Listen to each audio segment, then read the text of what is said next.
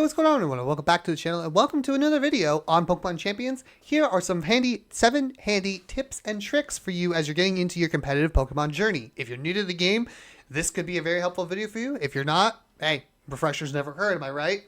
Go ahead and hit that like and subscribe button. And let's go ahead and jump straight into tip number one. Tip number one is one of the most basic of rules when coming to Pokemon is that speed control is key. You want to make sure your Pokemon move first. There are a variety of ways of doing that. There's using priority moves. There's you having Choice Scarf Pokemon, which enables you to move your Pokemon to move 50% faster. There are Tailwind, which doubles your Pokemon's speed. There's also people who use Trick Room.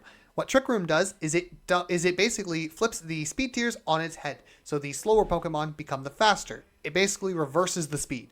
So let's say you have a Dragapult, which has really high speed, and then your opponent has a Torkoal. Well, if your opponent uses Trick Room, that Torkoal is going to move first always. And Torkoal is a very dangerous Pokemon, just for example. So speed control is everything when it comes down to Pokemon battles. So take advantage of your speed control as best you can. When you're building your team, try and have a way that you can either lower your opponent's stats, so where you make them slower, or have a way where you can boost your own speed to where you can make your Pokemon faster. That way, you move first, you're the one doing the most damage. Or even take advantage of priority moves, such as Vacuum Wave or Extreme Speed, Sucker Punch. There's other ways to counter that as well. Tip number two is the idea of being careful with priority moves. Priority moves such as Fake Out are extremely common in the VGC format. A lot of people will click them, or even Extreme Speed. There are two Pokemon in particular that can block such moves with their ability. The two Pokemon are Sarina and Farigiraf. These two Pokemon have unique abilities, but they basically do the same thing, which is Dazzling and Armor Tail. They block your opponent from using priority moves against you. This is a very, very common Farigiraf, very common Pokemon. Sarina not as often. You don't see that as often, but Farigiraf you will see quite a bit with Armor Tail. It is a very, very common Pokemon. In fact, I think it's on the top 10 usage list currently as of recording this, and it is a very common Trick Room setter as well. So when you see Armor Tail and Dazzling, just know you cannot go for priority moves. Another scenario where you might be able to take advantage of your opponent not knowing is using Quick Guard. Quick Guard helps you enables you to protect your team from you and your ally from priority moves. It's not a super common move, so you don't see it a ton. I've currently been running it on my Talonflame build to help protect me from fake out turns when they're clearly coming. I'm also taking advantage of Gale Wings, which boosts priority to flying type moves. The third tip and trick I'm going to have for you is a very simple one. Unless you are using a Choice Scarf, unless you are choicing a Pokemon when using a Choice Scarf, or a very rare scenario where you don't need to worry about Protect, always make sure your Pokemon has Protect on it. Protect helps you stay alive in critical scenarios where maybe you just need a little extra leftovers to survive a turn, or maybe you just need to wait out one more turn of poison. Protect is a fantastic move, and a lot of people will have it. It's very common to have. It's very rare. You won't see it on all Pokemon. It's not always on every Pokemon build, but a majority of Pokemon will have this move on its build. One thing to note with it, though, you cannot guarantee to use it in succession. So you're not guaranteed to use Protect twice. There's a chance. It's about a coin flip whether or not you get it or not. So just beware that. But if you use it Protect, attack, and use Protect, then you're fine. But if you do it in succession, you are flipping the coin or rolling the dice whether or not you will get your second Protect. The fourth tip and trick, super simple. It's super effective, extremely effective, not very effective, or not effective at all. New to the game is the extremely effective. When you're doing Pokemon battles, you will read a move below will say it's extremely effective. That means it is 4 times effective to the Pokemon in front of you. That means it will do 4 times the damage.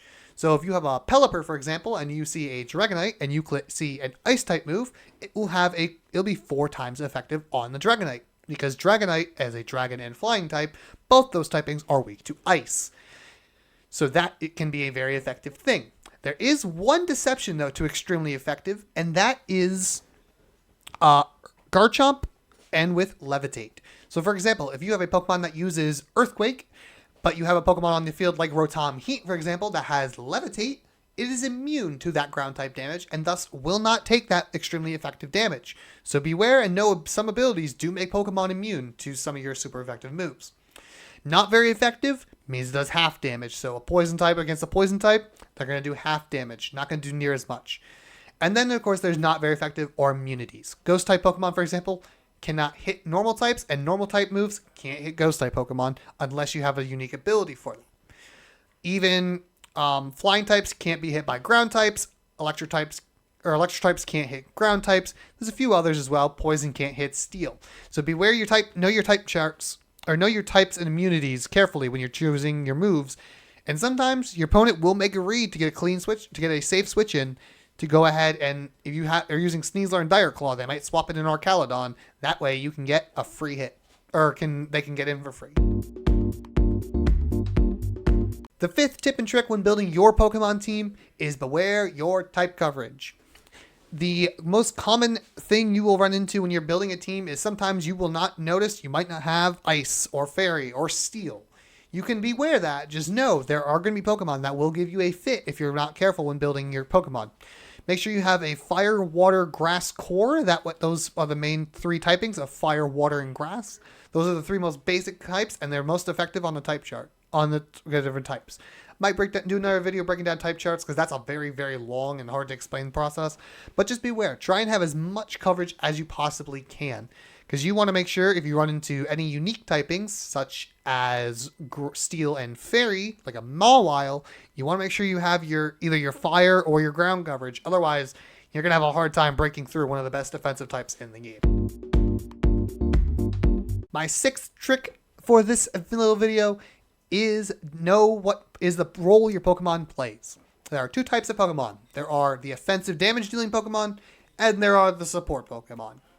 The damage dealing Pokemon, they are the likes of Garchomp, Dragonite, even Kingambit. They are there to hit like a truck and do a boatload of damage to knock out your opponent's Pokemon. Support Pokemon, more so on the lines of Whimsicott, again Farigiraf, or even Talonflame, are more so there to set up your team to succeed. A lot of people use Farigiraf as a Trick Room setter. People could use Whimsicott as a Tailwind setter, or Talonflame could be a Will-O-Wisper, could be a Tailwind user again. These are very helpful things to know. Some Pokemon will be able to attack very hard. Some have better attack stats than others. If you look at when you're choosing your Pokemon, just look at your stats. Look at the stat spread before you train it. It'll show you that kind of which ones are more suited for base attack, which ones have stronger physical, special, etc. So just know when you're building your team, not all Pokemon are created equal. Not Dragonite might have 120 attack or 130 attack. I don't know if that's correct. And Whimsicott might have 20. Doesn't mean they can't do damage. In fact, your support Pokemon should probably try and at least have one damaging move on them. That way you have them in case you need them alive. You never know when you might need that one Pokemon alive. Because it could be left in a one-on-one. You need that little extra damage. The seventh and final tip I have for you is have fun with it and use your favorite Pokemon. There's no wrong way to build a Pokemon team. Well, there are wrong ways to build a Pokemon team. There's no wrong Pokemon to build a team with, though. You can still use your favorite Pokemon. Even if they may not be the strongest Pokemon in the world, find something that makes them unique. Maybe it's an ability. Maybe it's a move they get. Find something where you can have fun with them. Don't be afraid to build a team around your favorite Pokemon once you recruit them, or if you bring them on from Pokemon Home, from Scarlet, Violet, everywhere else. Make sure you use your favorites and have fun. Competitive Pokemon is all about having fun. There's obviously going to be Pokemon that are highly picked. There's always the top 10 that will always be around. There's always going to be those Pokemon that are going to get selected, like Incineroar, Sneasler, for example. They're always going to get high pick rates. Doesn't mean you have to use them. My favorite Pokemon is Lucario. Lucario is not is not a super common Pokemon. However, I like to use him in a certain role for certain coverages, and I have built a team not around him, but a team with him. You might not be able to necessarily build a team around your favorite Pokemon, depending how good or bad they are, but you can find a role for them to fit your team as well. So don't be afraid to do that. Have some fun with the team. Enjoy the team building process. And know there's trial and error along the way. I hope you enjoyed this video. Those are 7 tips and tricks that, hey, might help you along your Pokemon battling journey. Welcome to Pokemon VGC. I hope you all enjoyed. Make sure to hit that like and subscribe button if you hit this point in the video, and I'll see you all in the next video.